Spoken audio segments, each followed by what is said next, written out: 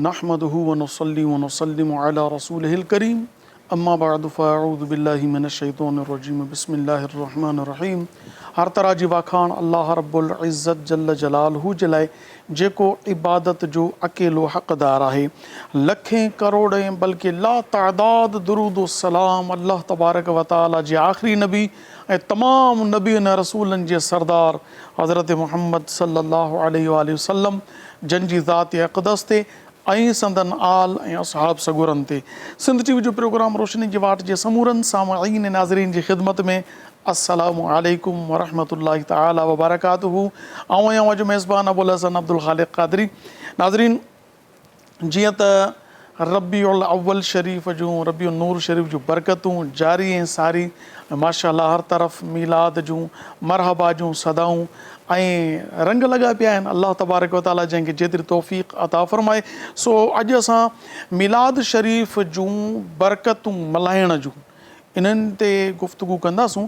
यानी जेकॾहिं कोई मीलाद शरीफ़ मल्हाए थो, पहिरीं त मीलाद शरीफ़ मल्हाइण जी शरई हैसियत छा आहे, छा इहो फ़र्ज़ु आहे, वाजिबु आहे। कुझु मतिलबु ॻाल्हियूं अहिड़ियूं हूंदियूं आहिनि जेके माण्हू हरूभरू जे लाइ मोतरज़ आहिनि, एतिराज़ु कंदा आहिनि यार तव्हां पाण ते फ़र्ज़ु करे छॾियो आहे, वाजिबु करे छॾियो आहे।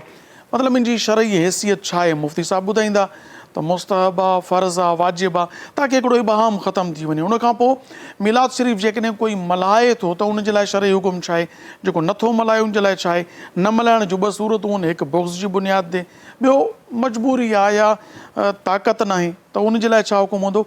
ऐं मल्हाइण जे लाइ अल्लाह तबारक व तआला जे महबूब अलैहिस्सलाम जिन जे पंहिंजो फ़रामीन मां जेके इशारा मिलनि था उन्हनि मां मीलाद शरीफ़ मल्हाइण जूं केतिरियूं बरकतूं आहिनि। महबूबनि जी आमद ते ख़ुशियूं मल्हाइण, इन मौज़ू ते गुफ़्तगू करण जे लाइ असां सिंध जे हिकु बहितरीनु आलिम दीन खे मदऊ कयो आहे, जेके माशाअल्लाह तबारक व तआला पाण आलिम सां गॾो गॾु हर आलिम मुफ़्ती नाहे हूंदो ऐं जेको मुफ़्ती हूंदो आहे उहो ई फ़तवा ॾियण जो अहल हूंदो आहे। इन जे करे असांजे प्रोग्राम में तशरीफ़ वठी आया आहिनि ज़बरदस्त आलिम ऐं मुफ़्ती, जेके अॼु असांजे प्रोग्राम में फ़िक़ही सवाल जो जवाब बि ॾींदा ऐं गॾोगॾु मीलाद शरीफ़ ते बि गुफ़्तगू जारी रहंदी। सो अॼु असांजे प्रोग्राम में जेके मुफ़्ती साहिबु तशरीफ़ वठी आया आहिनि, खेनि पंहिंजे प्रोग्राम में तशरीफ़ वठी अचण ते दिलि जी गहराइनि सां भलीकार चवां थो मुफ़्ती मोहम्मद इब्राहिम सिकंदरी साहिबु, अस्सलामु अलैकुम। वालेकुम सलाम। अव्हां जी महिरबानी, अव्हां असांजे प्रोग्राम में तशरीफ़ वठी आया। अल्लाह पाक अव्हां जी हाज़िरी खे पंहिंजी बारगाह में क़बूल फ़रमाए। ऐं माशाअल्लाह तबारक व तआला असां वटि सिंध जे कुंड कुड़च खां खोड़ सारा भला आवाज़ तशरीफ़ वठी ईंदा आहिनि। सो असांजी कोशिशि इहा आहे, तरजीह इहा आहे, तव्हां जेके प्रोग्राम ॾिसो था अव्हांखे बि दावत आहे जेकॾहिं अल्लाह तबारक व तआला अव्हांजे आवाज़ में उहा शइ अता फ़रमाई आहे। छो त हर शइ जी हिकिड़ी लेवल हूंदी आहे। जेकॾहिं तव्हां चैनल ते पढ़ण जहिड़ी सम्झो था त अल्लाह पाक सलाहियत अता फ़रमाई आहे त राब्तो करियो, तव्हांखे प्रोग्राम में शिरकत कराईंदासीं। तव्हांजो प्रोग्राम आहे।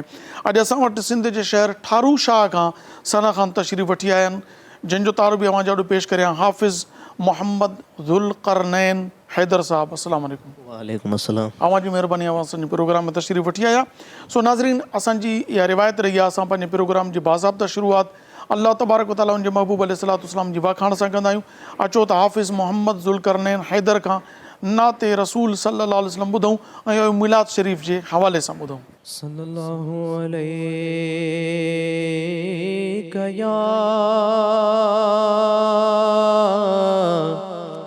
या रसूल अल्लाह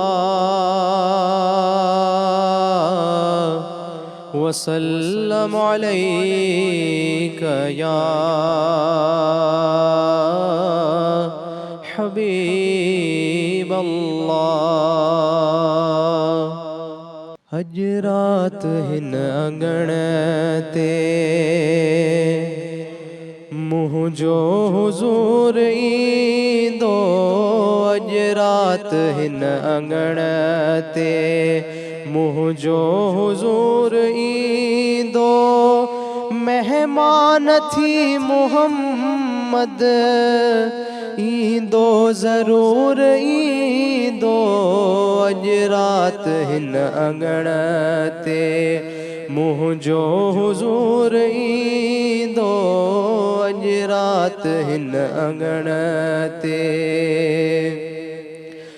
अचणो आ मुस्तफ़ा मूं मिसकीन जे तॾे ते, अचणो आ मुस्तफ़ा मूं मिसकीन जे तने ते लख रहमतूं वसाइण हर हिक नंढे वॾे ते लख रहमतूं वसाइण हर हिक नंढे वॾे ते दीदार प्या कंदासीं दीदार प्या कंदासीं ज़ाहिर ज़रूर ईंदो अॼु राति हिन अंगण ते मुंहिंजो हुज़ूर ईंदो अॼु राति हिन अंगण ते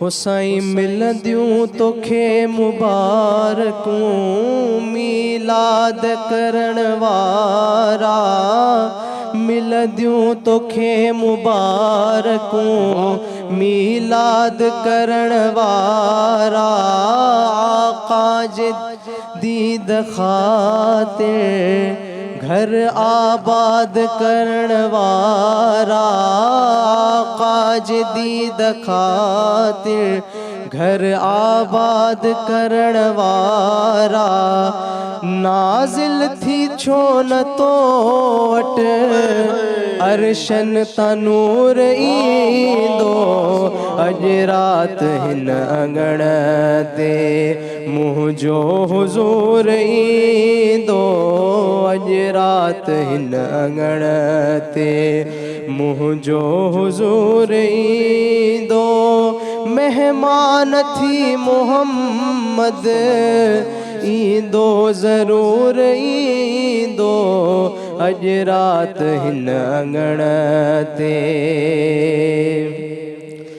मिसकीन थी करे बि मीलाद प्या कंदासीं मिसकीन थी करे बि मीलाद प्या कंदासीं थोरो घणो विराहे दिल शाद प्या कंदासीं गुलामे नबी सचन जे वेझो ज़रूर ईंदो अॼु राति हिन अंगण ते मुंहिंजो हुज़ूर ईंदो अॼु राति हिन अंगण ते मुंहिंजो हुज़ूर ईंदो मेहमान थी मोहम्मद ईंदो ज़रूर ईंदो अॼु राति हिन अंगण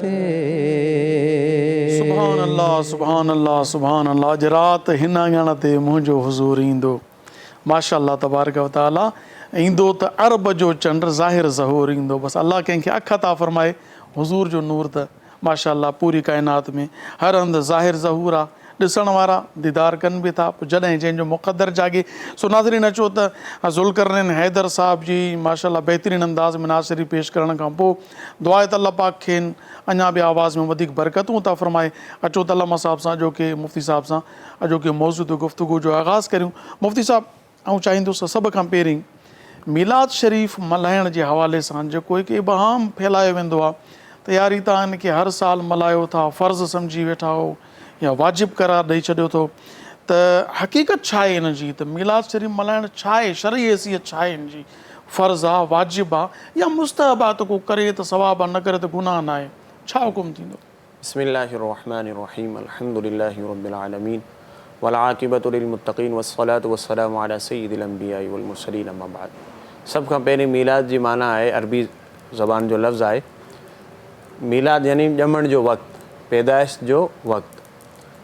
हाणे हीअ त अरबी में लुग़वी माना आहे असां वटि जेको मीलाद जो लफ़्ज़ इस्तेमालु कयो वेंदो आहे असांजे उर्फ़ में हिन मां मुराद यानी नबी करीम सल्लल्लाहु अलैहि वसल्लम जन जे पैदाइश जो महीनो या वक़्तु ॾींहं खे बि मीलाद जो महीने खे चवंदा आहियूं या मीलाद जो ॾींहुं 12 रबीउल अव्वल आहे जी नबी करीम सल्लल्लाहु अलैहि वसल्लम जन जी पैदाइश थी आहे। सभ खां पहिरीं हीअ ॻाल्हि आहे त हिन जूं ॿ हैसियतूं आहिनि। हिकु आहे त आम रवाज में जेको मल्हायो वेंदो आहे महफ़िल कई वञे या जुलूस कढियो वञे या को प्रोग्राम रखियो वञे हिकु इहो तरीक़ो आहे मिलाद मल्हाइण जो, जश्न ईद मिलादुन्नबी जो। ॿियो इहो आहे त दिलि में ख़ुशि थियणु। अच्छा माशाअल्लाह। ऐं ॿिन्ही जो अलॻि अलॻि हुकुम आहे।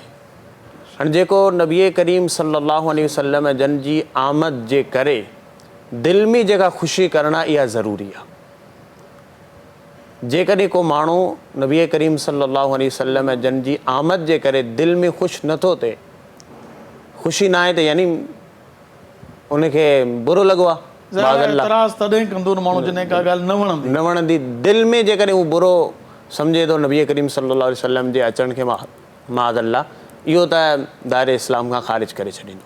यानी दिलि में ख़ुशि थियणु हर हिकु मुसलमान जे लाइ ज़रूरी ऐं लाज़मी आहे।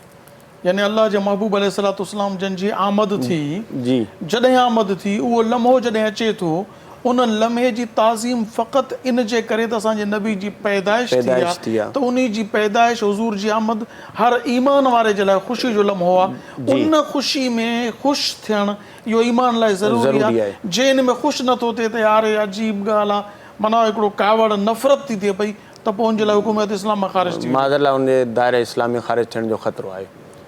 ऐं ॿियो आहे त दिलि में त ख़ुशि आहे हर को माण्हू, हर मुसलमान। नबी करीम सल्लल्लाहु अलैहि वसल्लम जन जी आमद थी आहे त ख़ुशी हर कंहिंखे हूंदी, असां कंहिंखां बदगुमानी कोन था रखूं।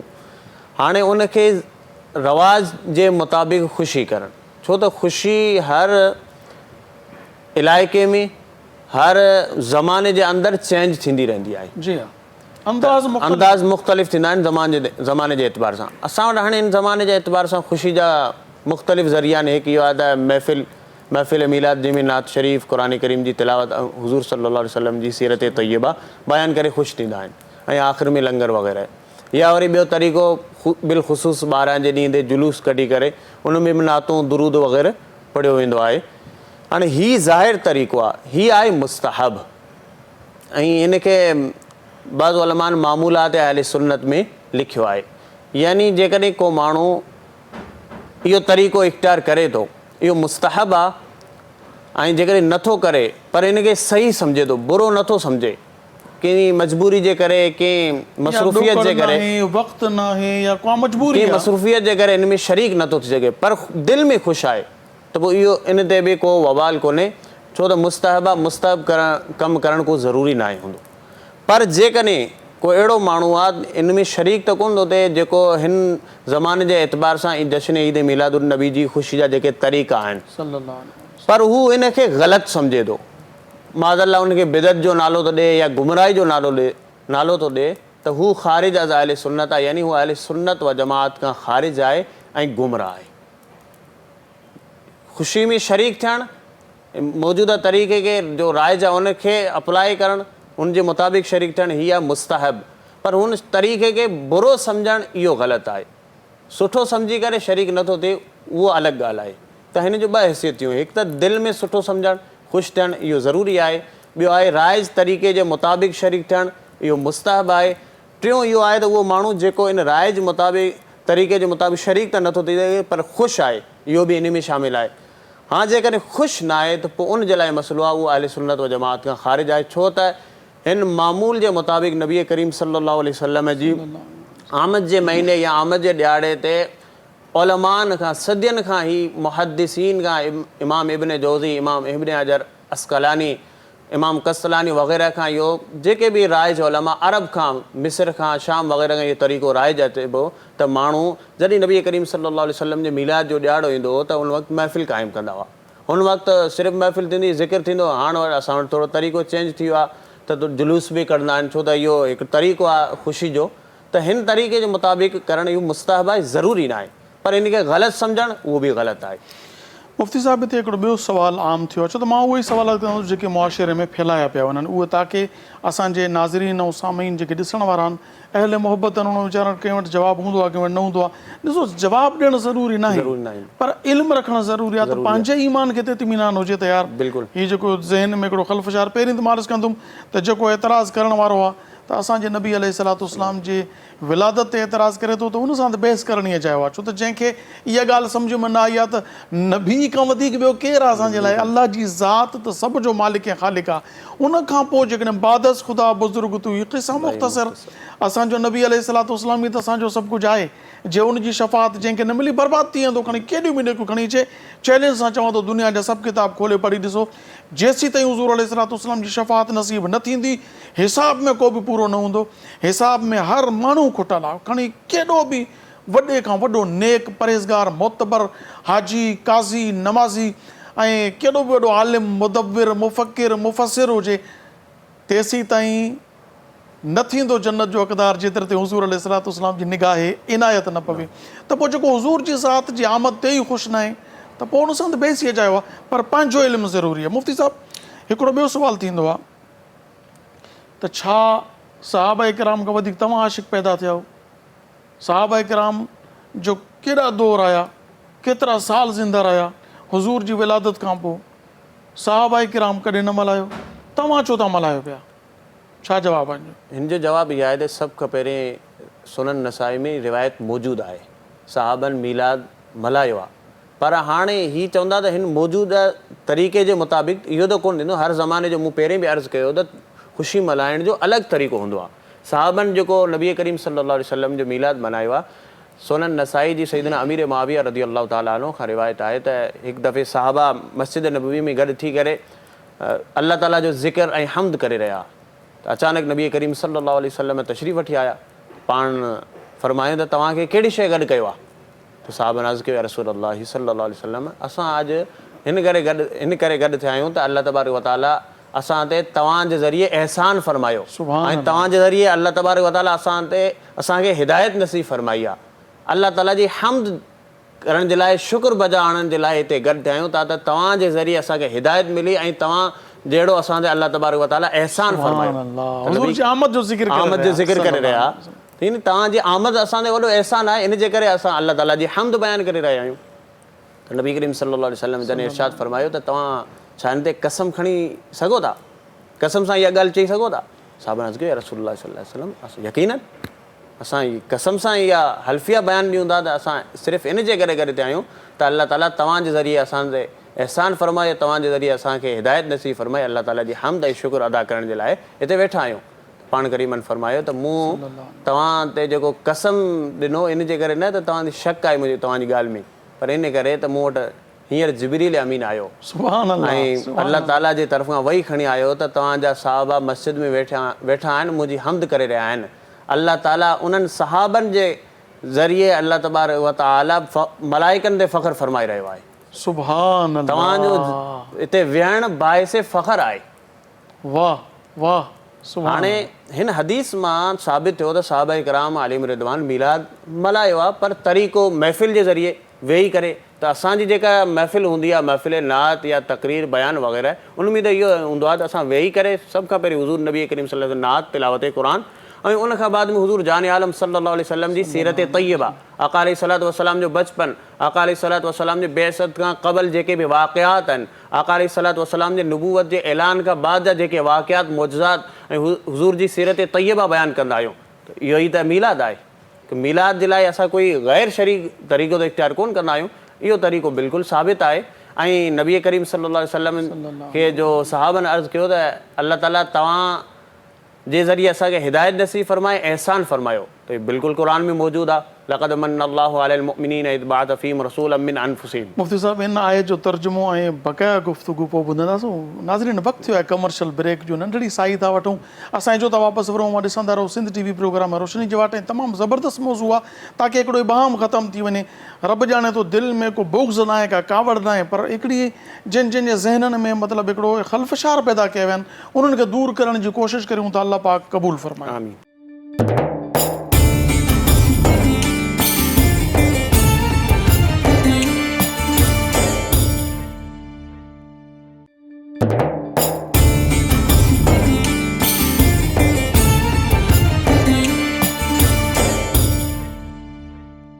भलीकार नाज़रीन, मां ॾिसी रहिया आहियो सिंध टीवी प्रोग्राम आहे रोशनी जी वाट।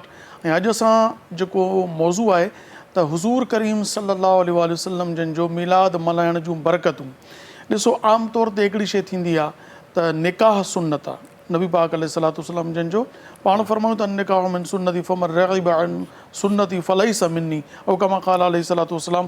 पाण फरमायूं त जेको निकाह करणु मुंहिंजी सुन्नत आहे, यानी हिते जेको हुकुम आहे त फलैसा मिन्नी जो, उनजे लाइ त जंहिं वटि असबाब बि पूरा हुजनि, मजबूरी बि न हुजे, ऐं मतिलबु निकाह करणु चाहे त करे बि सघे, पोइ बि मुंहुं मोड़े थो त पोइ असां मना आहियूं। पोइ ज़ाहिर निकाह न कंदो त गुमराह थींदो, ॿिए तरफ़ वेंदो, ज़िना जी तरफ़ वेंदो। महबूबनि फरमायो त जेको निकाह खां इनकार करे, यानी मजबूरी ॿी शइ आहे, नियाणी जवान आहे, जेको आहे सो रिश्तो बि मौजूदु आहे, पोइ बि निकाह न करे त पोइ उहो असां मां न आहे, ॼाणे वाणे जेको रुकावट हुजे थो। हाणे ॻाल्हि इहा त निकाह सुन्नत आहे, पर उनजे अंदरि हीअ असां वटि जेको लावनि में विहारे वेंदो आहे, उन में वनवाह में विहारे वेंदो आहे, लाऊं थींदियूं आहिनि, मिट माइट घुराए वेंदा आहिनि, माइट घुराए वेंदा आहिनि, पाड़ेसिरी दावतूं कयूं वेंदियूं आहिनि। हर दौर में उहे रस्मात जेके आहिनि, रसूमात तब्दील थींदियूं रहंदियूं आहिनि। इन रसूमात खे तब्दील थियण जे करे कंहिं बि ईअं न चयो हूंदो त मिलाद पंहिंजो निकाह करणु हराम आहे। सो मिलाद शरीफ़ बि वक़्त जे हिसाब सां आहे। अच्छा मुफ़्ती साहिबु, तव्हांजी गुफ़्तगू हली रही, माफ़ कजो ब्रेक जो वक़्तु अचे वियो, उनखे तव्हां लक़द मन्नल्लाहु अलल मुमिनीन इज़ बअस फ़ीहिम रसूलन मिन अनफुसिहिम, जी तव्हां इहा आयत मुबारक पढ़ो पिया। सूरह आले इमरान जी आयत आहे। अल्लाह तबारक व तआला इरशाद फरमायो त लक़द मन्नल्लाहु अलल मुमिनीन, अल्लाह तबारक व तआला मोमिननि ते एहसान फरमायो, इज़ बअस फ़ीहिम रसूलन मिन अनफुसिहिम, जॾहिं उन्हनि मां ई हिकु रसूल मोकिलियो। सुभान अल्लाह। हाणे हिते मन्नल्लाह अल्लाह ताला फरमाए, यानी अल्लाह एहसान, अल्लाह ताला खोड़ सारियूं दुनिया में नेमतूं ॾिनियूं आहिनि। हर असांजो लम्हो नेमतनि में ई गुज़रे थो। असांजी ज़िंदगी उथणु वेहणु ॻाल्हाइणु, हवा जो ही सभु कुझु असांजे जीअण ई माहौल आहे। त हाणे कंहिं बि नेमत जे लाइ अल्लाह तबारक व तआला ही न फरमाए त मूं तव्हां ते एहसान कयो, कंहिं बि नेमत जे लाइ। लेकिन जॾहिं नबी करीम सल्लल्लाहु अलैहि वसल्लम जन जे मोकिलण जी वक़्तु फरमायो त मन्नल्लाहु अलल मुमिनीन, अल्लाह तबारक व तआला ही तव्हां ते एहसान कयो आहे। वाह। ऐं एहसान, ऐं इन जी हदीस में मूं वज़ाहत कई, जेके साहबा महफ़िल में नबी करीम सल्लल्लाहु अलैहि वसल्लम जे इन एहसान जे करे अल्लाह ताला असां ते एहसान कयो आहे, इन जे करे असां हुज़ूर सल्लल्लाहु अलैहि वसल्लम जे एहसान जे बदिले, हिदायत जे बदिले असां अल्लाह तबारक व तआला जी हम्द ऐं शुक्र अदा करे रहिया आहियूं। ऐं शुक्र अदा करण बि हीअ अल्लाह तबारक व तआला जो ई हुकुम आहे, इन शकरतुम लअज़ीदन्नकुम। त असां बि जॾहिं नबी करीम तर्जुमो ॿुधायो न साईं, जेकॾहिं तव्हां शुक्र कंदव त तव्हांखे अञा में वधीक नेमतूं ॾींदुसि। सुभान अल्लाह। हाणे जे नेमत ते शुक्र अदा कंदो, नेमत में बरकत थींदी, अञा बरकत थींदी। हाणे असां नबी करीम सल्लल्लाहु अलैहि वसल्लम जन जो अल्लाह तबारक व तआला पाण करीमनि खे मोकिलियो त हीउ वॾो एहसान आहे। हुन एहसान जो असां शुक्र अदा कंदासूं त असांखे अञा बि नबी करीम सल्लल्लाहु अलैहि वसल्लम जी बरकत मिलंदी, नबी करीम सल्लल्लाहु अलैहि वसल्लम जे दीन जी बरकत मिलंदी, नबी करीम सल्लल्लाहु अलैहि वसल्लम जी रफ़ाक़त जी क़यामत जे ॾींहुं बरकत मिलंदी। त हाणे असां मुस्लमाननि खे घुरिजे त इहो सुवाल त बहितर हूंदो आहे इन्हनि जो त जेके ग़ैर शरई शयूं आहिनि इहे मीलाद में न हुजनि। असां जेके उलमाए अहले सुन्नत असां क़ाइल हूंदा आहियूं, उहो मीलाद जंहिंमें नबी करीम सल्लल्लाहु अलैहि वसल्लम जी सीरत तय्यबा, नाज़ शरीफ़, तिलावत क़ुरान ऐं शरीयत जे मुआफ़िक़ महफ़िल हुजे। बाक़ी जेके ग़ैर शरई शयूं आहिनि उन्हनि सां असांजो को ताल्लुक़ कोन्हे। ऐं इहो मीलाद सहाबनि खां साबित आहे ऐं क़ुरान में अल्लाह ताला जी नेमत ऐं फज़ल ते ख़ुशी मल्हाइण जो हुकुम आहे, कुल बिफ़द्लिल्लाहि व बिरहमतिही फ़बिज़ालिका फ़लयफ़रहू। ए महबूब तव्हां फरमायो अल्लाह ताला जे फज़ल ऐं रहमत जे तव्हांखे ख़ुशी करणु घुरिजे। सुभान अल्लाह। छा नबी करीम सल्लल्लाहु अलैहि वसल्लम जन जे अचण खां को वॾो फज़ल या रहमत हूंदी? यकीनन कोन हूंदी। छो त अल्लाह तबारक व तआला फरमाए वमा अरसलनाका इल्ला रहमतन लिल आलमीन, अल्लाह ताला तव्हांखे तमामु जहाननि जे लाइ रहमत बणाए करे मोकिलियो आहे। वाह। त तमामु जहाननि जी वॾी रहमत, तमामु जहाननि जो वॾो फज़ल अज़ीम अल्लाह तबारक व तआला जा प्यारा नबी सल्लल्लाहु अलैहि वसल्लम आहिनि। ऐं अल्लाह तबारक व तआला छा था फरमाइनि, तव्हांखे अल्लाह ताला जी रहमत ऐं फज़ल ते ख़ुशी मल्हाइणु घुरिजे। त असां नबी करीम सल्लल्लाहु अलैहि वसल्लम जन जे अचण जे करे, छो त पाण वॾो फज़ल आहिनि अल्लाह तबारक व तआला जी तरफ़ खां, अल्लाह ताला जी रहमत आहिनि, ख़ुशी मल्हाईंदा आहियूं। ऐं ख़ुशी जा तरीक़ा मुख़्तलिफ़ आहिनि, जेका तव्हां बि अर्ज़ु कयो त ज़माने जे एतबार सां चेंज थींदा रहंदा आहिनि। त असांजो मिलाद जो मल्हाइण जो इहो तरीक़ो आहे जंहिंमें नबी करीम सल्लल्लाहु अलैहि वसल्लम जी महफ़िल कई वञे, उन में नात ऐं तिलावत क़ुरान ऐं हुज़ूर सल्लल्लाहु अलैहि वसल्लम जी सीरत तय्यबा बयानु कई वञे। अच्छा मुफ़्ती साहब, हीअ बि एतिराज़ आहे त छा अल्लाह तबारक व तआला हुकुम ॾिनो आहे हुज़ूर जो मिलाद मल्हाइण जे लाइ? छा नबी पाक अलैहिस्सलातु वस्सलाम जे ज़ात अक़दस पाण मिलाद मल्हायो आहे कॾहिं? जी बिल्कुलु सही मुस्लिम जी हदीस मुबारक आहे, नबी करीम सल्लल्लाहु अलैहि वसल्लम जन पाण बि मिलाद मल्हायो आहे, पर तरीक़ो अलॻि हुयो। त नबी करीम सल्लल्लाहु अलैहि वसल्लम जन पंहिंजो मिलाद हर सूमर वारे ॾींहुं रोज़ो रखी करे मल्हाईंदा हुआ। सुभान अल्लाह, मुस्लिम शरीफ मुस्लिम शरीफ़ जी रिवायत आहे त पाण हर सूमर ते रोज़ो रखंदा। साहबनि अर्ज़ु कयो, या रसूल अल्लाह, हर सूमर हर हफ़्ते हर हफ़्ते सूमर, हर हफ़्ते मिलाद मल्हाईंदा हुआ पंहिंजो। वाह वाह वाह। त साहबनि अर्ज़ु कयो, या रसूल अल्लाह सल्लल्लाहु अलैहि वसल्लम, छा वजह आहे पाण हर हफ़्ते रोज़ो रखंदा आहियो सूमर शरीफ सूमर शरीफ़ जे? त पाण करीमन फरमायो त इन जे करे त इन ॾींहुं अल्लाह तबारक व तआला मूंखे पैदा फरमायो ऐं इन ॾींहुं मूं ते वही नाज़िल फरमाई। अच्छा, वही जो बि जशन जी, पंहिंजी विलादत जो बि जशन मल्हाईंदा, इबादत करे मल्हायूं, इबादत करे, असां बि महफ़िल करे या ताम तयारु करे, सदको करे, ख़ैरात करे, मिसकीननि खे हदियो करे, तोहफ़ो करे ॾींदा आहियो, त हीअ बि ख़ुशी जो ज़रियो, ख़ुशी जा ज़रिया मुख़्तलिफ़ थींदा आहिनि। त नबी करीम सल्लल्लाहु अलैहि वसल्लम खां ऐं सहाबा खां बिल्कुलु साबित आहे मीलाद। ऐं इन जे बारे में क़ुरान हदीस में किथे मना बि कोन्हे। चलो हिकिड़ो हूंदो आहे मुबाह कमु, अहिड़ो कमु जंहिंमें क़ुरान हदीस में मुबाह न मना न हुजे त उहो हूंदो आहे मुबाह, यानी करण बि जाइज़ आहे, न कंदो गुनाह कोन्हे। मुबाह जी माना इहा आहे त जेको कजे त जाइज़ आहे, न कजे त मना को मसइलो कोन्हे। हाणे मीलाद खे चलो इन्हनि दलाइनि खे असां चलो मञूं त तव्हां एतिराज़ कयो कोन आहिनि, पोइ बि त घटि में घटि मुबाह पोइ बि आहे त कयूं त बि जाइज़ आहे, न कयूं त बि जेको राइज तरीक़ो आहे इख़्तियार कयूं त बि मना कोन्हे। हाणे मुबाह तरीक़ो, हालांकि हिते त हदीसूं मौजूदु आहिनि, मुबाह त अञा हेठियों दर्जो आहे, मुबाह खां उनखां मथे आहे मुस्तहब। त हीअ जेको नबी करीम सल्लल्लाहु अलैहि वसल्लम जो मीलाद मौजूदा राइज तरीक़े जे मुताबिक़ मल्हाइण मुस्तहब आहे। ऐं सही मुस्लिम ऐं सुनन नसाई वग़ैरह जो जेके हदीसूं मूं अर्ज़ु कयूं, साहबनि बि मल्हायो आहे, नबी करीम सल्लल्लाहु अलैहि वसल्लम जन ज़ात मुबारक बि मल्हायो आहे, बिल्कुलु साबित आहे। मुस्तहब जो मतिलबु इहो आहे त जेको कमु कजे त सवाबु, न कजे त गुनाह कोन्हे। मुबाह माना करण न करण बराबरि बराबरि आहे। मुस्तहब यानी इन में सवाबु वधीक हूंदो, करण में सवाबु मिलंदो। मुबाह में जेकॾहिं नियत सुठी हूंदी त उन में बि सवाबु मिली सघे थो। अच्छा मुफ़्ती साहिब, हाणे सुवालु हीअ आहे त नबी पाक अलैहिस्सलातु वस्सलाम जंहिंजो मीलाद मल्हाइण जे लाइ तव्हां फरमायो त महबूबन करीमन अलैहिस्सलातु वस्सलाम पाण हर सूमर ते रोज़ो रखे करे ख़ुशी जो इज़हार कंदा हुआ, ऐं अल्लाह तबारक व तआला क़ुरान पाक में इरशाद फरमायो त तव्हां अल्लाह जे फज़ल ऐं रहमत ते जेको आहे जशन कयो, ख़ुशी मल्हायो। ऐं ॿी आयत तव्हां ॿुधाई त अल्लाह पाक फरमायो त मां महबूब खे तमामु जहान जे लाइ रहमत बणाए मोकिलियो आहे, ठीकु। ऐं ॿी आयत लक़द मन अल्लाहु अलल मुमिनीन त मां मोमिननि ते अहसान फरमायो, हालांकि अहसान अल्लाह ताला ॿी कंहिं बि नेमत ते न आहे जतायो, ठीकु आहे। अखियूं, ॼंग, पेर, दिलि, दिमाग़, हर नेमत ॾिनी, इज़त ॾिनी, ईमान ॾिनो, कुझु बि न, पर जॾहिं महबूब ॾिनो वारी ॻाल्हि कई त पहिरीं फरमाई मां तव्हां ते अहसान कयो। अहसान जतायो वियो, मगर छा ते? अल्लाह पाक पंहिंजो महबूब अता करे। अता देखी तो बस रब की देखी, वरना कौन देता है किसी को महबूब अपना। पंहिंजो महबूब कंहिं सां शेयर थोरी कबो आहे, ॾिसण बि गवारा न हूंदो आहे। पर हिते त मसइलो ई ॿियो आहे, जेको मुंहिंजे महबूब सां, जंहिंसां मुंहिंजी मोहबत आहे, जेको मुंहिंजे महबूब सां मोहबत कंदो उहो ई मूंखे महबूब लॻंदो, जे मुंहिंजे महबूब सां बुग़्ज़ रखंदो उहो मुंहिंजो ई न आहे। हाणे सुवालु इहो आहे, क़ुरान ऐं हदीस जी रोशनी में वज़ाहत करियो, कुझु ॻाल्हियूं अहिड़ियूं बि आहिनि न साईं, मतिलबु मां पाण मल्हाइण वारनि मंझि आहियां, मां अल्लाह जी महिरबानी सां नसल दर नसल हुज़ूर जो अदब करण वारा आहियूं ऐं मीलाद मल्हाइण वारा आहियूं। पोइ जेतिरी ताक़त अल्लाह ताला ॾिनी आहे, न आहे त को वॾो कंदासीं, जंहिंखे अल्लाह जेतिरी ताक़त ॾिनी आहे पंहिंजे वसार मल्हाईंदो। त सुवालु इहो आहे त अॼुकल्ह जेके जलसा थियनि था या महफ़िलूं थियनि थियूं, उते कुझु शयूं अहिड़ियूं बि आहिनि जंहिंखे वीडियो रिकॉर्ड करे नऊज़ बिल्ला वायरल कयो वेंदो आहे त हे ॾिसो मीलादनि जा कमु। दिलि त ॾुखंदी आहे, छा तूं उन नबी जो कलमो न पढ़ियो आहे जंहिं ते तूं मीलाद ते जशन एतिराज़ थो करी? करण वारो ग़लति आहे। कुझु क्लिप्स हलनि थियूं पियूं, कुझु स्कूल्स में नऊज़ बिल्ला मुतालिक़ पोयों इश्तिहार लॻियल आहे मीलाद शरीफ़ जो, अॻियां नियाणियूं बाक़ाइदा डांस कनि थियूं, नचनि थियूं पियूं। हिकु ॿी शइ आहे त मीलाद जी रैली में हीअ जेकी चिलकणी अफ़शां लॻाई वेंदी आहे, जेका ई जिस्म खे लॻे थी पई त पाणी अंदरि न पहुचंदो, वज़ू कोन थींदो, इहे चिलकणियूं लॻाइण, या हिकिड़ो मुख़लत माहौल हुजे, मतिलबु हिकिड़ो जीअं न मर्द औरतूं गॾिजी करे किथे रैलियुनि में शिरकत कनि, या वरी कॾहिं कॾहिं ईअं थो थिए जो आहिनि त टोटल मर्द पर पूरी लेवा डांस हले थी पई, जीअं डांस कबी आहे, वॾो को नाचू अची बीहे ऐं डांस करे, डांसर हुजे उहा डांस थिए थी पई।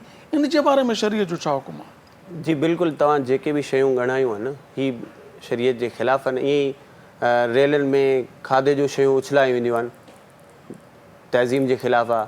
ईअं ई मख़लूत निज़ाम मर्द औरत गॾु हूंदा आहिनि, या वरी असां वटि ॿियो बि हींअर तरीक़ो राइज थी वियो आहे, केक हूंदो आहे, केक ते नबी करीम सल्लल्लाहु अलैहि वसल्लम जन जो नालो मुबारक, जश्न ईद मीलादुन नबी सल्लल्लाहु अलैहि वसल्लम, या मदीने तय्यबा ऐं काबतुल्लाह शरीफ़ जो अक्स पोइ उनखे छुरी सां कटियो वेंदो आहे। त हीअ जेके बि गैर शरई कम आहिनि इन्हनि सां अहले सुन्नत जो को ताल्लुक़ कोन्हे। हीअ बिल्कुलु ग़लति आहे, शरीयत जे ख़िलाफ़ु आहे ऐं उलमा इन सख़्ती सां मना कनि था।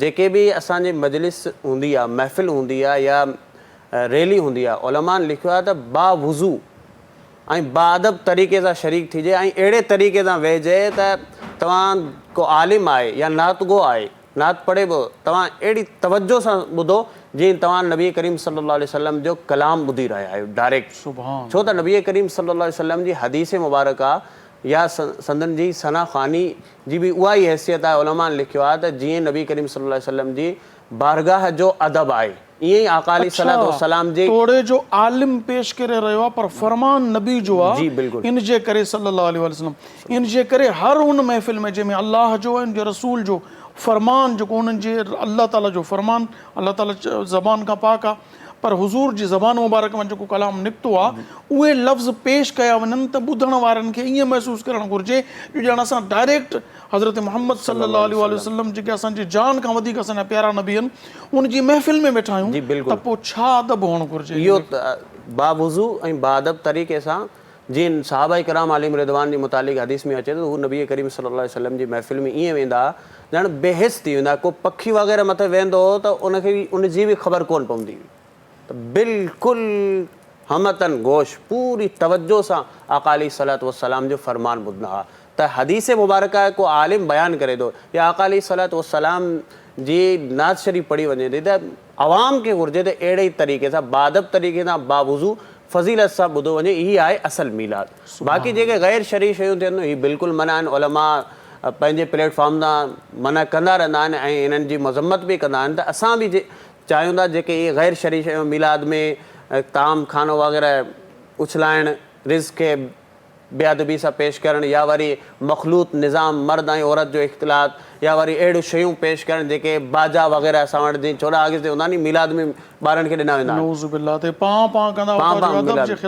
त अहिड़े तरीक़े सां जेके बि शरीयत जे ख़िलाफ़ु कम आहिनि अल गर्ज़ हुज़ूर जे शान जे बि ख़िलाफ़ु आहे त हुज़ूर जे रैली में अची करे बेहूदा आवाज़ूं कढो ऐं अहिड़े क़िस्म जा ऐं नऊज़ बिल्ला जेके स्कूल्स में जेके या कंहिं हाल में को नऊज़ बिल्ला नियाणियुनि को डांस करायो थो वञे या हीअ जेके मर्द मीलाद में इहो चवनि था पिया त यार असां त इश्क में आहियूं इश्क में सभु जाइज़ आहे हुनजे लाइ छा हुकुम हूंदो? बिल्कुलु इश्क ही ग़लति आहे। जंग ऐं इश्क में साहब जवाबु तव्हां खां पोइ वठो। असल में टाइम जी पाबंदी ज़रूरी आहे। कमर्शियल ब्रेक जो वक़्तु इहो आहे।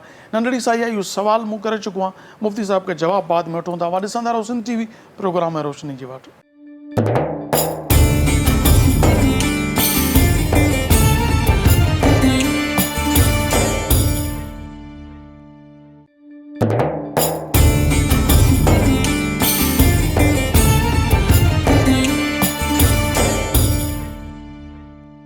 भलीकार नाज़रीन नवां ॾिसी रहिया सिंध टीवी प्रोग्राम है रोशनी जी वाट ऐं मुफ़्ती साहिब खां मूं सुवाल करे चुको आहियां त जेके माण्हू चवनि था पिया त यार इश्क में आहियूं इश्क में सभु शइ जाइज़ आहे पोइ भली डांस करियूं या कुझु बि कयूं उनजे लाइ छा हुकुम आहे? उन खां पोइ इंशाल्लाह बरकतुनि जी तरफ़ अचूं था। जी साईं। जी बिल्कुलु ही ग़लति आहे। असल मेयार आहे शरीयत।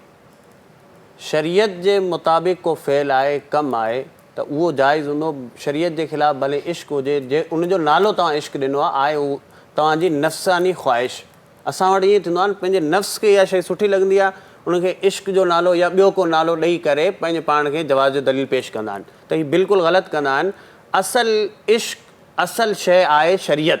सुभान अल्लाह। शरीयत जाइज़ न आहे। बिल्कुलु जाइज़ न आहे ऐं ग़लति आहे शरीयत। मुफ़्ती साहिब हाणे चऊं था बरकतुनि जी तरफ़ त मिलाद शरीफ़ मल्हाइण जो कुझु बरकतूं आहिनि?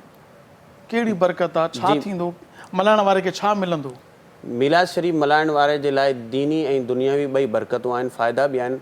उन्हनि मां हिकिड़ी रिवायत सही बुख़ारी जी आहे।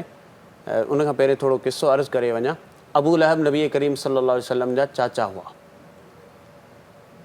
उनजी हिकिड़ी बानी हुई सुवैबा। नबी करीम सल्लल्लाहु अलैहि वसल्लम जन जी जॾहिं विलादत थी विलादत जो वक़्तु क़रीब हुयो त उन पंहिंजी उन विलादत मुराद पैदाइश जो वक़्तु क़रीब हुयो त पंहिंजी बानी खे सईदा आमिना रज़ी अल्लाह ताला अन्हा जी ख़िदमत में पेश कयो त ख़िदमत कजां ॿियो केरु आहे कोन। जॾहिं विलादत थी त उहा बानी दौड़ंदे दौड़ंदे अची ख़बर ॾिनी अबू लहब खे तुंहिंजे भाउ जे घर में अब्दुल्ला जे घर में पुटु ॼाओ आहे त उनखे ख़ुशी थी त मुंहिंजो भाइटो आहे मुंहिंजी नसल वधंदी त उन पंहिंजे हथ जे ॿिनि अंगुरनि सां उनखे आज़ादु करे छॾियो सुवैबा खे। या ख़ुशख़बरी आणण ते जी ख़ुशख़बरी आणण ते। नबी त न मञीसि, नबी न बल्कि भाइटीअ जे करे नसब वधंदो उन नियत सां। त इन जे मुताबिक़ किताबुल निकाह सही बुखारी में रिवायत आहे त उन जे घरनि वारनि मां हिकु रिवायत जे मुताबिक़ सईदना अब्बास रज़ी अल्लाह ताला अन्हु जेके नबी करीम सल्लल्लाहु अलैहि वसल्लम जा चाचा बि आहिनि, अबू लहब जा भाउ आहिनि, उन्हनि ख़्वाब में ॾिठो अबू लहब खे त मरण खां पोइ मरण खां 1 साल बाद में ख़्वाब में ॾिठो त हू ॾाढी बुरी हालत में आहे, अज़ाब में आहे, अॻियां पोयां गुस्ताख़ हुयो ऐं साईं कुफर ते हुनजो ख़ात्मो थियो आहे, दुश्मन हुयो। ॾिसनि त हू चवे पियो त आऊं बुरे हाल में आहियां, अज़ाब में आहियां, पर हिकिड़ी ॻाल्हि आहे हर सूमर वारे ॾींहुं हिन 2 उंगरनि मां मूंखे खीर या हिकु रिवायत जे मुताबिक़ माखी या कोई बि मशरूब मूंखे मिलंदो आहे त जहन्नम जी जेका उञ आहे सिर्फ़ु सूमर वारे ॾींहुं इन आङुरनि जे ज़रिए मुंहिंजी ख़तमु थींदी आहे। ऐं इहो इन जे करे त हिन 2 आङुरनि जे ज़रिए मूं पंहिंजी बानी सुवैबा खे नबी करीम सल्लल्लाहु अलैहि वसल्लम मुंहिंजे भाइटे मोहम्मद सल्लल्लाहु अलैहि वसल्लम जी ख़ुशी में मूं आज़ादु कयो हो। सुभान अल्लाह। उलमा लिखनि था, इमाम बग़वी ऐं ॿिया बि लिखनि था त कान इकराम दीगर ॿिया जेके बि मुहद्दिस आहिनि लिखनि था त हीउ नबी करीम सल्लल्लाहु अलैहि वसल्लम जे इकराम जे करे, हालांकि पूरो उसूल आहे क़ुरान हदीस में त ग़ैर मुस्लिम जा जेके बि अमल आहिनि उन्हनि खे आख़िरत में क़बर में को जज़ा कोन मिलंदी, पर हीउ अमल नबी करीम सल्लल्लाहु अलैहि वसल्लम जन जी विलादत जी ख़ुशी जो अहिड़ो अमल आहे त उनजी बरकत, उनजो सिलोक अबू लहब जेको हुज़ूर सल्लल्लाहु अलैहि वसल्लम जो दुश्मन हुयो, जंहिंजे मुतालिक़ पूरी सूरत नाज़िल थी आहे तब्बत यदा अबी लहब व तब, त अबू लहब जा 2 हथ तबाह थी वञनि, हू बर्बाद थी वञे, उनखे बि क़बर में उनजो फ़ाइदो मिले पियो। सुभान अल्लाह। तोड़े जो नबी न मञो अथई, नबी न मञे, पर हुज़ूर जी विलादत भाइटे जी हैसियत सां ख़ुशि थियो त मुंहिंजे भाउ जे घर में पुटु ॼाओ आहे। हीअ इशारो कई, नी इशारो करण सां इन आङुरनि मां उनखे हर सूमर ते मशरूब मिले थो, शरबत मिलंदो, तंहिंजे करे उञ ख़तमु थींदी।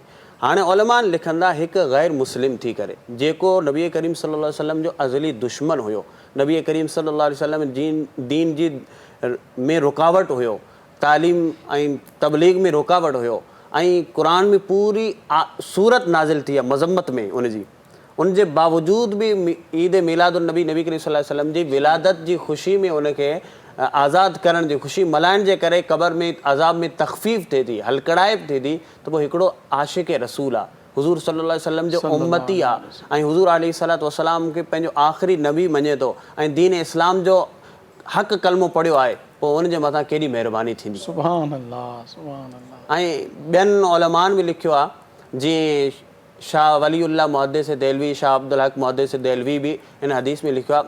शाह अब्दुल हक मुहद्दिस देलवी उहे आलिम आहिनि, मुहद्दिस आहिनि पंहिंजे बरे सग़ीर जा, जेके नबी करीम सल्लल्लाहु अलैहि वसल्लम जे रोज़े अतर ते जॾहिं हाज़िरी ॾींदा हुआ त पंहिंजी चादर या झाड़ू सां सफ़ाई कोन कंदा, उलमान लिखियो आहे त पंहिंजी ॾाढ़ी सां सफ़ाई कंदा। सुभान अल्लाह। हू फरमाईंदा, हिकु दफ़ो आऊं मक्का मुअज़्ज़मा में 12 रबीउल अव्वल जे ॾींहुं मौजूदु हुयसि, हुते महफ़िल हली रही ऐं मूं मुशाहिदो कयो त हुते अनवार नाज़िल थी रहिया। मुशाहिदो माना ॾिठो? मूं ॾिठो त नूर नाज़िल पिया थियनि, ऐं मूंखे हीउ मालूम न आहे त मूं रूहानी अख सां ॾिठो या ज़ाहिरी अख सां, बहरहाल मूं मुशाहिदो कयो ऐं ॾिठो, ऐं फरमायो त मूं इहो बि तवजह सां इल्मु हासिल करे वरितो त हीअ जेके अनवार आहिनि हीअ फ़रिश्ता खणी अची रहिया हुआ, अल्लाह ताला जी तरफ़ खां हिन महफ़िल में रहमत जो बरकतूं नाज़िल खणी अची रहिया हुआ। त हाणे जेको नबी करीम सल्लल्लाहु अलैहि वसल्लम जे विलादत जे ॾियारे हुज़ूर अलैहिस्सलातु वस्सलाम जी महफ़िल मल्हाए थो, जश्न विलादत शरीयत जे दायरे में रही करे, शरीयत जे ख़िलाफ़ न, ममनू कमनि खां बची करे, जेके मन शयल आहिनि उन्हनि खां बची करे आका अलैहिस्सलातु वस्सलाम जे इश्क़ में महफ़िल मीलाद करे थो, यकीनन उन्हनि जे मथां बि नूर नाज़िल थींदा, अनवार ऐं तजलियात नाज़िल थी सघनि। ऐं मीलाद मल्हाइण जे लाइ को वॾो को जशन करणु ज़रूरी कोन्हे, हर मुस्लमान, हर आशिक़ रसूल पंहिंजी वस आहे, जेतिरो उन वटि ताक़त आहे। जीअं शाह वलीउल्लाह पंहिंजे वालिद जे हवाले सां लिखंदा, शाह अब्दुर रहीम हर साल वॾो मीलाद मल्हाईंदा हुआ, पर हिकु साल अहिड़ा हालात थी विया त उन वटि कुझु कोन हो, बसि उन चंद भुॻड़ा तक़सीम कया ऐं परेशान थियो, राति जो रोईंदे रोईंदे सुतो त यार हिन साल मुंहिंजो वॾो मीलाद कोन थियो, शायदि हीअ क़बूल पवनि या न। घरवारी खां पुछो त घर ॾे आयो, उन्हनि चयो त सिर्फ़ु छोला आहिनि हिकिड़े प्याले जेतिरा, उहो तयारु करे साम्हूं रखे करे छा अर्ज़ु कयूं हुज़ूर जी बारगाह में त अब्दुर रहीम वटि हिन दफ़े कुझु बि कोन्हे, जे क़बूल फरमायो त प्यालो छोला मूं तयारु कराया आहिनि अव्हां जे मीलाद जे लाइ, छा करम थियो साईं? करम हीउ थियो, ख़्वाब में ज़ियारत मुस्तफ़ा सल्लल्लाहु अलैहि वसल्लम थी, ॾिसंदा आका अलैहिस्सलातु वस्सलाम जे साम्हूं ॿिया बि ताम आहिनि, झोली में कुझु ॿी शइ बि आहे त मूं ॾिठो त अकाली सलात वसलाम खे अर्ज़ु कयो रसूलुल्लाह सल्लल्लाहु अलैहि वसल्लम, ही छा आहे? पाण करीमन फरमायो, ही तुंहिंजा उहे छोला जेका तो मुंहिंजी ख़ुशी में मोकिलिया आहिनि। सुभान अल्लाह, अल्लाह अल्लाह, बस क़बूल थी वञे त छा खपे साईं? बस इख़लास हुजे, दिलि सां कमु हुजे, पोइ आका अलैहिस्सलातु वस्सलाम ज़रूरु उनखे क़बूल फरमाईंदा। माना बरकतूं बिल्कुलु बरकतूं मिलंदियूं। मुफ़्ती साहब, हाणे आख़िर में हिकिड़ो ॿियो बि मां अर्ज़ु कंदुसि त असांखे तव्हां क़ुरान हदीस जी रोशनी में शरीयत मुताबिक़ मिलाद मल्हाइण जा सही तरीक़ा ॿुधायो, ताकी असांजूं अदड़ियूं अमड़ियूं पंहिंजे घरनि में ऐं मर्द जेके आहिनि उहे ॿाहिरि महफ़िलुनि में या किथे बि कहिड़े कहिड़े तरीक़े सां जाइज़ तरीक़ो आहे जो असां उहो इख़्तियार कयूं, असांखे अलाह बि राज़ी थिए, उनजो महबूब अलैहिस्सलातु वस्सलाम बि राज़ी थिए, दिलि बि ख़ुशि थिए। भेनरुनि जे लाइ इहा अर्ज़ु आहे त हू ज़रूरु महफ़िल कनि, कोशिशि कनि नात सां गॾु कंहिं आलिम मुबल्लिग खे घुराए उनखां नबी करीम सल्लल्लाहु अलैहि वसल्लम जी सीरत तय्यबा ते दर्स ॿुधनि, पर कोशिशि ही कजे चार दीवारी जे अंदरि हुजे ऐं औरत जो आवाज़ चार दीवारी खां ॿाहिरि न निकिरे। अच्छा, जेकॾहिं को आलिमा या मुबल्लिगा न मिले त पोइ कंहिं मुस्तनद आलिम दीन जो किताब खणी हुज़ूर जी वाखाण ते मबनी गुफ़्तगू पढ़ी करे बयानु करे। जी बिल्कुलु, ईअं त आयसि पे त हू जेकॾहिं आलिम नथी मिले त को सिंधी पढ़ियल त हूंदी न, त उनखे घुरिजे त उहो कंहिं आलिम मुस्तनद मुफ़्ती जो किताब खणी करे उन मां जेके वाक़ियात आहिनि मिलाद जे मुतालिक़ जेके दलाइल आहिनि उहे महफ़िल में ॿुधाए, ऐं शर्त इहा आहे त उनजो आवाज़ु स्पीकर जे ज़रिए चार दीवारी खां ॿाहिरि न वञे ऐं उन महफ़िल में औरतुनि सां गॾु को ग़ैर मुहर्रम शख़्स न हुजे, ग़ैर मुहर्रम माण्हू न हुजे। अदड़ियुनि जे लाइ इहो हुकुम आहे। जेके असांजा मर्द हज़रात आहिनि उन्हनि खे घुरिजे त असां हिन मीलाद जे महीने जे अंदरि कोशिशि कयूं, पंहिंजे हर तक़रीबन पाड़े जी मस्जिद में महफ़िल थींदी आहे, असां कोशिशि कंदा आहियूं आख़िर लंगर जे टाइम पहुचंदा आहियूं। ऐं वरी असां चवंदा आहिनि असां यार मीलाद जा दलाइल कोन था अचनि, कॾहिं दलाइल ईंदा जॾहिं तव्हां महफ़िल में वियो ई कोन था, उलमाअनि जी सोबत में वियो ई कोन था, महफ़िल ॿुधो ई कोन था, त उन्हनि खे घुरिजे त अव्वल त आख़िर बाअदब तरीक़े सां बावज़ू ऐं बाअदब तरीक़े सां ख़ुशबू लॻाए करे सुठा कपिड़ा पाए करे महफ़िल में शरीक थी करे ऐं इन नियत सां शरीक थियनि त नबी करीम सल्लल्लाहु अलैहि वसल्लम जी विलादत जी ख़ुशी आहे, आका अलैहिस्सलातु वस्सलाम यकीनन मुंहिंजे हिन अमल जे ज़रिए ख़ुशि थींदा ऐं बाअदब तरीक़े सां हाज़िर थियनि। ॿिए जेके ग़ैर शरई कम आहिनि ज़रूरु रैली कढनि, रैली में कोई अहिड़ो तरीक़ो इख़्तियार न करे जंहिंमें मुस्लमाननि खे अज़ियत पहुचे, रोड बंदि न करणा, जो अस्पतालूं वञण वारा परेशान न थियनि, रस्ते तां एम्बुलेंस वग़ैरह वञण जे लाइ का रुकावट न हुजे।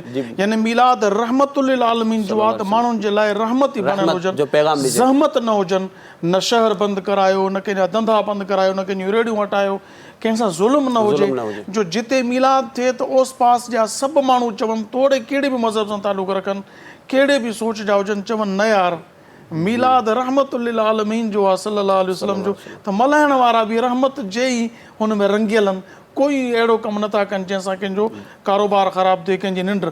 अच्छा, राति जो जल्दी स्पीकर बंदि कजनि ताकी माण्हुनि जी निंड ख़राबु न थिए, मतिलबु आज़ार न हुजे, अज़ियत न हुजे, अहिड़ो मिलाद तरीक़े सां हुजे ताकी ॿियनि मुस्लमाननि, छो त अज़ियत हराम आहे, मिलाद मुस्तहब आहे इन तरीक़े सां। हाणे अज़ियत ऐं हराम, हराम त गुनाह कबीर आहे, हीउ मुस्तहब आहे, कंदव इन तरीक़े सां सवा मिलंदो न त न, हाणे हू अज़ियत हराम जो इर्तिकाब न कजे। वॾी महिरबानी मुफ़्ती साहब, मुफ़्ती मोहम्मद इब्राहिम सिकंदरी साहब असांखे टाइम ॾिनो, अल्लाह पाक जी बारगाह में इल्तिजा आहे मूं गुनाहगार जी, अल्लाह तबारक व तआला खेनि ख़िज़री हयाती अता फ़रमाए, बरकतूं अता फ़रमाए, सुहिणे अंदाज़ में अॼोके मौज़ू सां हिन निभायो आहे, अल्लाह तबारक व तआला असां ते बि रहम फ़रमाए। ऐं ठारू शाह का तशरीफ़ वठी हाफ़िज़ मोहम्मद ज़ुल्करनैन हैदर साहब जो मां शुक्रिया अदा करियां थो, जेके एॾो पंधु करे असांजे प्रोग्राम में कराची स्टूडियो में तशरीफ़ वठी आया। ऐं नाज़रीन, मां तव्हां सभिनी जो थोराए थो, तव्हां वक़्तु कढी असांजो प्रोग्राम ॾिसो था, पर मिलाद जो जशन आहे, अल्लाह पाक असां सभिनी खे बरकतूं अता फ़रमाए, एहतराम नसीब फ़रमाए, बजाए जो एतराज़, सो अल्लाह पाक असां ते रहम ऐं करम फ़रमाए। इंशाअल्लाह सुभाणे साॻे वक़्त ते USN TV चैनल प्रोग्राम रोशनी जी वाट मगर कंहिं नए मौज़ू सां शिरकत कंदासूं, तव्हांजी ख़िदमत में हाज़िर थींदासूं। तेसीं ताईं पंहिंजे मेज़बान अबुल हसन अब्दुल ख़ालिक़ क़ादरी खे इजाज़त ॾींदा। अल्लाह वाही, अस्सलामु अलैकुम वरहमतुल्लाहि ताला। सल्लल्लाहु अलैका या रसूलल्लाह वसल्लम अलैका या हबीबल्लाह।